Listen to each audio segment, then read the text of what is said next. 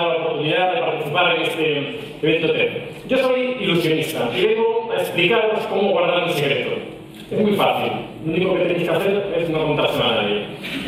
Es obvio, no es uno de sus silencios y esclavo de sus palabras. Pero la pregunta que realmente me trae aquí es ¿cómo compartir un secreto con alguien y asegurarse de que nadie más lo sabe? Pues precisamente para satisfacer esa necesidad, no sé si alguien puede facilitar el mando de las diapositivas, para satisfacer esa necesidad es necesario inventar, como dijo el ser humano, el arte o la ciencia de la criptografía. La criptografía es el arte de escribir con clave secreta, y yo he estudiado, podríamos decirlo así, las bases, los fundamentos de la criptografía. ¿Tenemos mando? Las bases, los fundamentos de la criptografía. Muchas gracias. Y así es como surge el proyecto Cryptos. El proyecto Cryptos nace con la finalidad de poder descifrar cualquier código criptográfico imaginable. Pero evidentemente Cryptos no es más que una ilusión. Y no tendría sentido hablar de esta ilusión si no es introduciendo previamente la historia de la criptografía clásica. Digamos que frente a la criptografía, con el objetivo de descifrar los mensajes, tenemos el criptoanálisis, que tiene precisamente el objetivo contrario, descifrarlos. El curso de la historia ha estado marcada por la batalla permanente entre criptógrafos y criptoanalistas. Así hubo periodos históricos en donde las técnicas criptográficas eran absolutamente invulnerables a las técnicas de criptoanálisis conocidas. Pero también hubo otros periodos históricos en donde las técnicas de criptoanálisis permitían descifrar cualquier código criptográfico conocido hasta ese momento. Han pasado los años, han pasado los siglos y todavía hay una pregunta que no tiene respuesta. ¿Existe un código criptográfico que sea absolutamente invulnerable a cualquier técnica de criptoanálisis imaginable? ¿O por el contrario, existe una técnica de criptoanálisis universal que sea capaz de descifrar cualquier código criptográfico imaginable? Pues no lo sabemos, pero Cryptos es una apuesta por esta segunda opción. Hay una diferencia entre la criptografía y el ilusionismo. Tienen distintos objetivos. En un caso, cifrar un mensaje, en otro caso, crear una ilusión. Pero comparten un mismo medio, una misma herramienta. Un código, un secreto. Sin un código, sin un secreto, no podemos cifrar un mensaje, pero tampoco crear una ilusión. Os voy a mostrar algunos de los sistemas criptográficos que se han utilizado a lo largo de la historia. En pantalla de la Cítara. Es el primer sistema criptográfico conocido, muy rudimentario, muy vulnerable. También tenemos el código César, fue conocido a través del famoso Julio César. Es un código de sustitución monoalfabético que básicamente consiste en sustituir cada letra por otra. La A por la B, la B por la E y así sucesivamente, desplazando en 3 letras el abecedario. Un texto como el que veis en pantalla, tu secreto es tu prisionero, si lo sueltas tú eres tu prisionero, si lo ciframos con este código, da un conjunto de letras sin sentido, solo tendría sentido para quien conoce el código. Si el desplazamiento del abecedario fuese de más o menos letras, podríamos generar 27 códigos distintos, pero si el alfabeto cifrado lo generásemos aleatoriamente, podríamos crear 27 factorial códigos posibles. Vosotros podríais pensar que un criptoanalista podría tratar de probarlos todos hasta dar con un mensaje con sentido, pero el problema que tendría es que no tendría tiempo en toda su vida. Y por esa razón, el sistema de sustitución monoalfabético fue un sistema invulnerable al criptoanálisis durante siglos. Hasta la Edad Media. En la Edad Media, mientras Europa atravesaba un periodo de oscuridad, de escasos logros intelectuales, en Oriente la cultura árabe estaba en pleno apogeo de la estadística, de las matemáticas, de la ciencia, pero también de la literatura y de la lengua. Y solo en ese contexto fue posible crear el primer sistema de criptoanálisis conocido, el análisis de frecuencias. El análisis de frecuencias básicamente consiste en determinar la frecuencia de cada letra en nuestra lengua. Hay letras como la A que evidentemente son más frecuentes como otras, como la Z o la W. Si también determinamos la frecuencia de cada letra en el texto cifrado y comparamos ambos cuadros, es fácil determinar cuál es el código de sustitución empleado.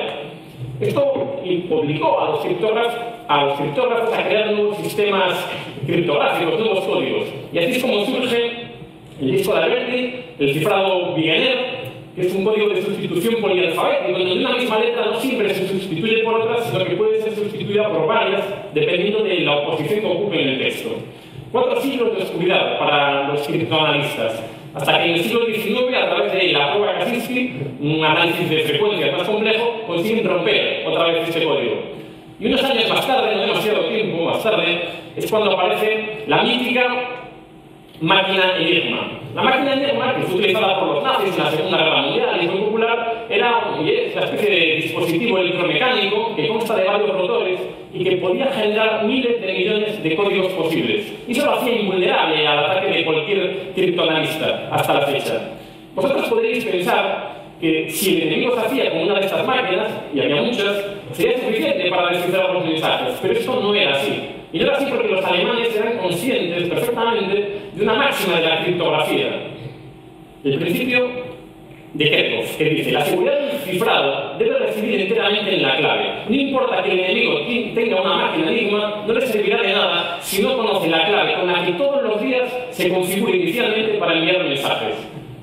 Este principio se reformuló por Rado Shannon y dice así: el enemigo conoce el sistema, el enemigo tiene una máquina Enigma y sabe cómo funciona, pero no le servirá de nada. Aun con todo, hubo un error en el cálculo del número de códigos posibles y eso permitió al gran matemático Marian Rejewski, polaco y criptoanalista, descifrar el código, reducirlo a solo 100.000 códigos, crear una máquina, la bomba criptológica, probarlos todos y descifrar los códigos, los mensajes alemanes.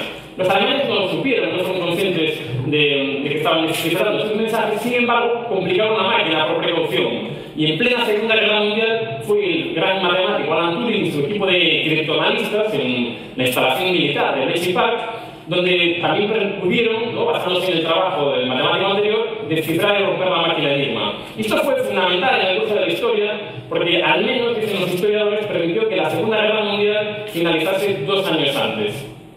Ahora, han pasado muchos años y durante todo este tiempo había un axioma, una máxima de la criptografía que era como una verdad inquebrantable. Había un problema de base en la criptografía. Ese problema era la distribución de la clave.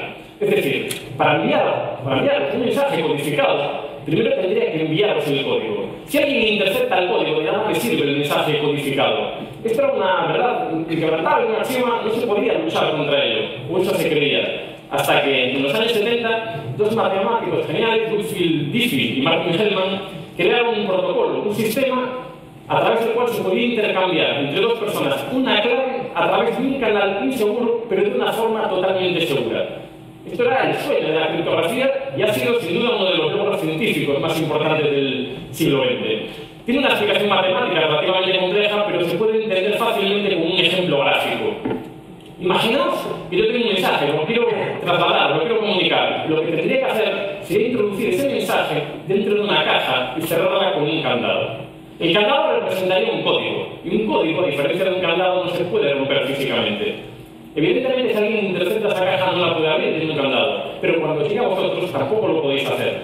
Pero lo único que tenéis que hacer es poner otro candado en la cerradura y enviarme de vuelta a la caja. Si ahora alguien intercepta, no puede abrir la caja, tiene los candados. Cuando me diga a mí, tampoco. Pero yo ya conozco el mensaje, no me interesa. Lo único que tengo que hacer es quitar mi propio candado y enviaros de vuelta a la caja. De esta forma, si alguien intercepta, no puede abrirla todavía, pero vosotros solo tenéis que quitar vuestra propia, utilizar vuestra propia llave para abrir esa caja y acceder a ese mensaje.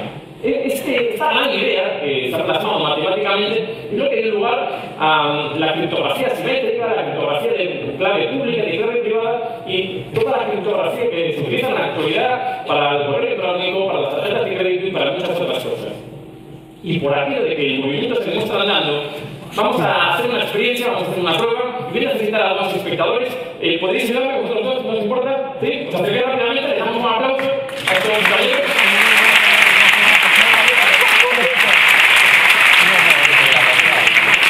Tengo un mensaje, es para uno de ellos. Cólgate por favor por aquí, a mi izquierda, ¿cómo te llamas? Alberto, por la derecha, por favor. Te voy a entregar este sobre que está aquí dentro de esta cartera, lo vas a mantener en tus manos por un momento y vamos a empezar con Alberto, ¿de acuerdo? Esto es un cuaderno de claves como el que se utilizaba para encriptar los mensajes que se enviaban a través de la máquina Enigma.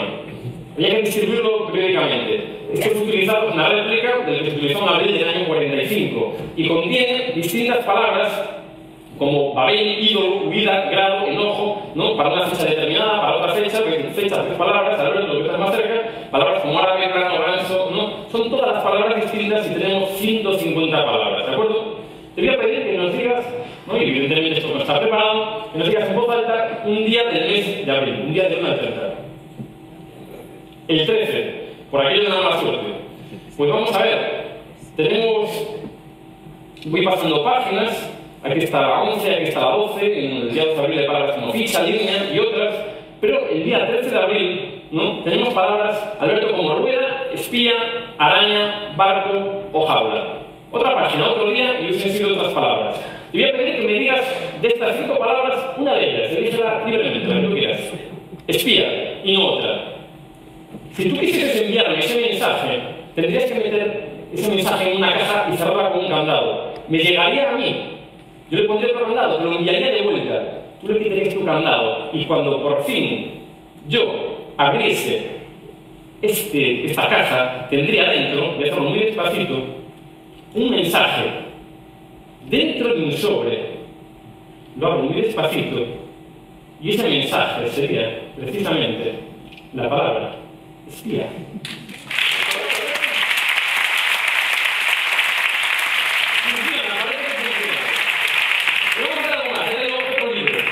Un libro muy popular, El Código Da Vinci, un libro que trata de criptografía humana, pero es un libro que trata también de, ya hablar de uno de los objetos más enigmáticos y extraños creados por Leonardo da Vinci, el críptex.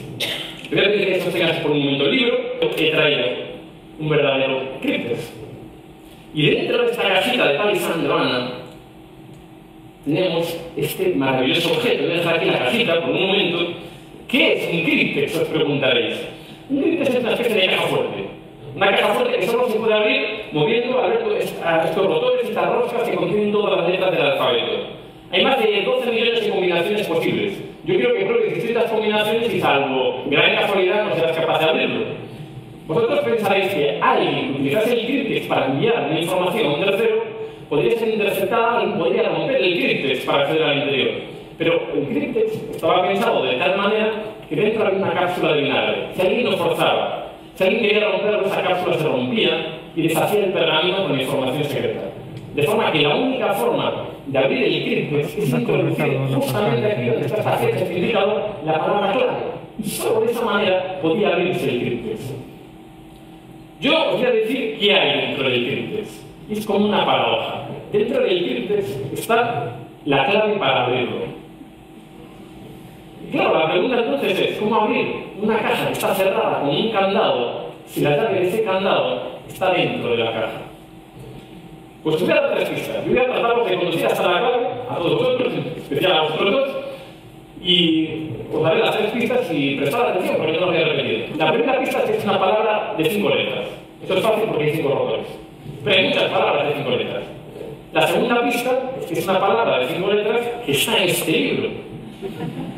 Y aquí también hay muchas palabras de 5 letras. Y la tercera y última pista es que ya os la he dicho en algún momento, pero ya os la he dicho.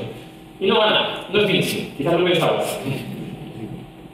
Pueden ser muchas opciones, pero no te voy a dar la opción de elegirla de una forma determinista, sino de elegirla de una forma aleatoria. Esta libreta está dividida en 3 secciones, ¿vale? En función de por dónde la abramos, podemos generar cualquier número del 0 al 600. El libro tiene 600 páginas aproximadamente. Números como el 295, el 495, el 205, el 202, el 502, etc. Vamos a generar un número aleatorio. Te pido que con tu propio dedo abras la primera sección por un número cualquiera. ¿Sí? Quiero que abras incluso por otra para que se vea, pues, evidentemente, que si abres por otro lugar, se genera otro número distinto, evidentemente. La segunda sección, pues también abres por cualquier lugar. Y la tercera, con su dedo abre así.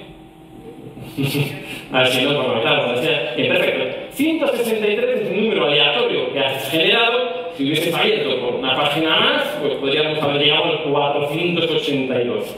Pero el azar ha querido que te hayas quedado aquí, en el 163. Lo voy a dejar por aquí, por un momentito. Vamos a ir a la página 163, 162, 163. ¿Esta está la página 163? ¿Es correcto? Sí. Quiero que la leas en voz baja para ti, pero nos digas, y comienza desde el principio, nos digas en voz alta la primera palabra de 5 letras que veas. Empiezas a leer en voz baja y la primera palabra de 5 letras. ¿Sí? Clave. Clave es una palabra de 5 letras. Clave es una palabra que está en este libro. Y clave es una palabra que ya os había dicho. Podría ser. Evidentemente, si hubiésemos elegido otra página, pues tendríamos palabras totalmente distintas, como cerca, ¿no? Como todos, o quién sabe cuál. Te voy a pedir que mantengas siempre en tus manos. Antes de ver si realmente la clave es la clave del críptex, yo me hago una pregunta. ¿Qué sucedería si me olvidase de la clave? Si la clave está precisamente dentro.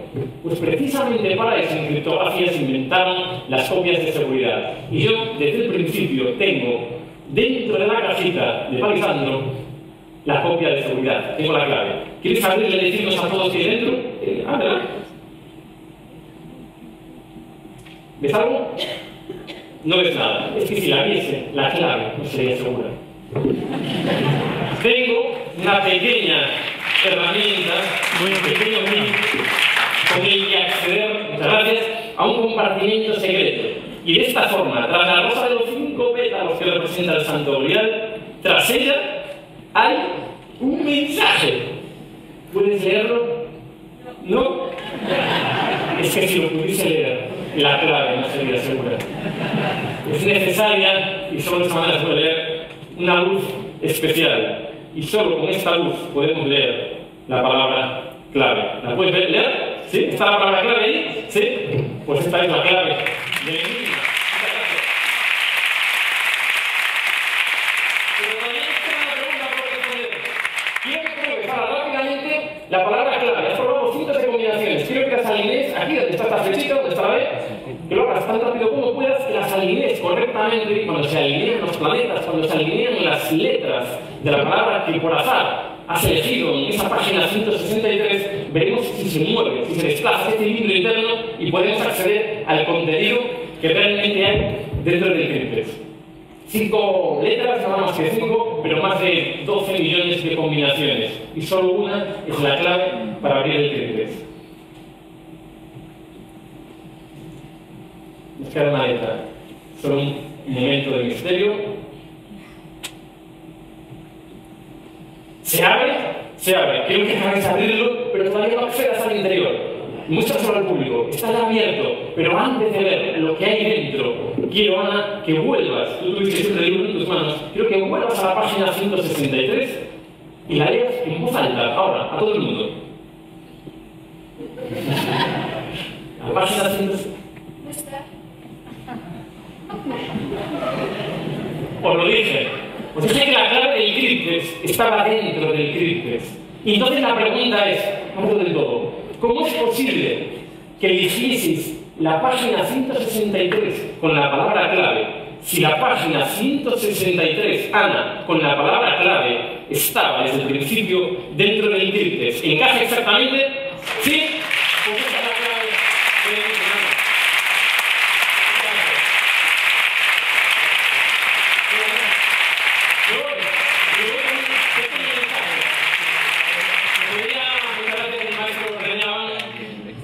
Intenté descubrir el secreto, el cómo, el porqué.